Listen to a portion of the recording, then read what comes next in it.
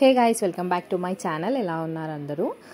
చాలా రోజులు అయిపోయింది కదా వీడియోస్ అప్లోడ్ చేయక. వీడియోస్ కూడా రావట్లేదు మన ఛానల్లో. ఇదేంటంటే మన కుల్లూరు డబల్ బెడ్రూమ్ ఉంది కదా, అక్కడ మనకున్న కమ్యూనిటీ హాల్స్లో ఇక్కడ గవర్నమెంట్ స్కూల్ అనేది ఓపెన్ చేశారండి.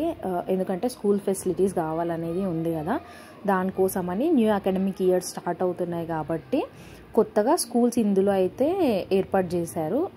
ఇన్ కేస్ స్ట్రెంత్ ఎక్కువ ఉంటే, పిల్లలు ఎక్కువగా స్కూల్కి వచ్చే వాళ్ళు ఉంటే వాళ్ళ కోసం అని చెప్పేసి గవర్నమెంట్కి రిక్వెస్ట్ పెడితే మనకి న్యూ బిల్డింగ్ అనేది కట్టిస్తామని చెప్పేసి అయితే అన్నారు ఆఫీసర్స్.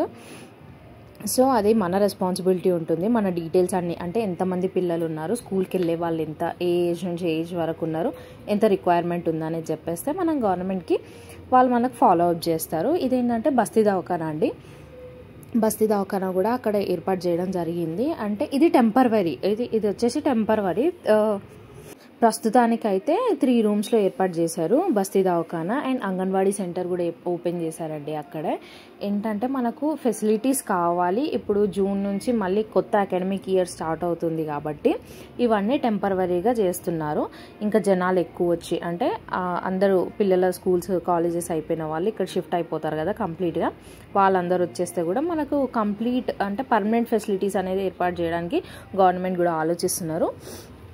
నాకు రీసెంట్గా కమెంట్స్ కూడా చాలామంది పెట్టారండి, మాకు మెయింటెనెన్స్ డబ్బులు అనేది ఇంత కలెక్ట్ చేసుకుంటున్నారు, ఇంత అడుగుతున్నారు, మేము ఇవ్వమన్నా బలవంతంగా తీసుకుంటున్నారని కొన్ని ఏరియాస్ నేమ్స్ మెన్షన్ చేశారు.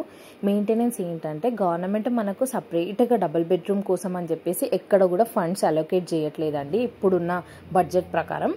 సో దాన్ని బట్టి మన మెయింటెనెన్స్, అంటే మనకు ఏమైతే సౌకర్యాలు అంటాం కదా, మనకి వాటర్ ఫెసిలిటీస్ కానీ, ఏమైనా మైనర్ రిపేరింగ్స్ కానీ, సీసీ కెమెరాస్, బయట ట్యూబ్ లైట్స్ ఫిక్స్ చేయడము, మళ్ళీ వాచ్మెన్ డ్యూటీ, సఫాయి వాళ్ళు వస్తారు కదా వాళ్ళకి శాలరీస్ కానీ, ఇవన్నీ మన మెయింటెనెన్స్. అంటే కొన్ని అపార్ట్మెంటల్ ఏరియాస్, రెసిడెన్షియల్ ఏరియాస్ ఉంటాయి కదా విల్లాస్లో కానీ, అట్లా చూసుకుంటే వాళ్ళు మెయింటెనెన్స్కి ఎలా అయితే డబ్బులు కట్టుకుంటారో సేమ్ మనం కూడా ఇక్కడ సేమ్ అట్లనే డబ్బులు కట్టుకుంటాము.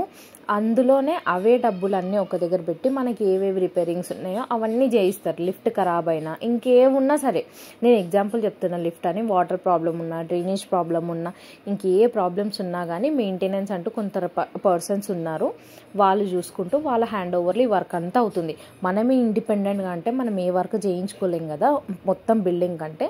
సో వాళ్ళు ఉండి ఇంత అమౌంట్, ఫలానా అమౌంట్ అని చెప్పేసి మంత్లీ కలెక్ట్ చేసి తీసుకుంటున్నారు.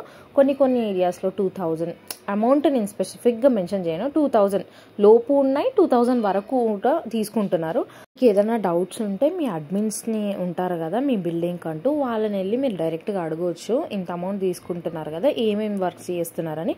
వాళ్ళు కూడా చూపించడానికి రెడీగా ఉంటారు. పర్సనల్గా ఒక్కరే వెళ్ళి అడగడానికి ఉండదండి. ఒక గ్రూప్ ఆఫ్ మెంబర్స్, ఒక 15-20 మంది అదే బిల్డింగ్లో ఉన్న వాళ్ళు వెళ్ళి అడగండి. వాళ్ళు కూడా మంచి కన్వీనియంట్గా మీకు డీటెయిల్స్ చెప్తారు. మీకు ఈ వీడియో నచ్చింది అనుకుంటున్నా. Thank you.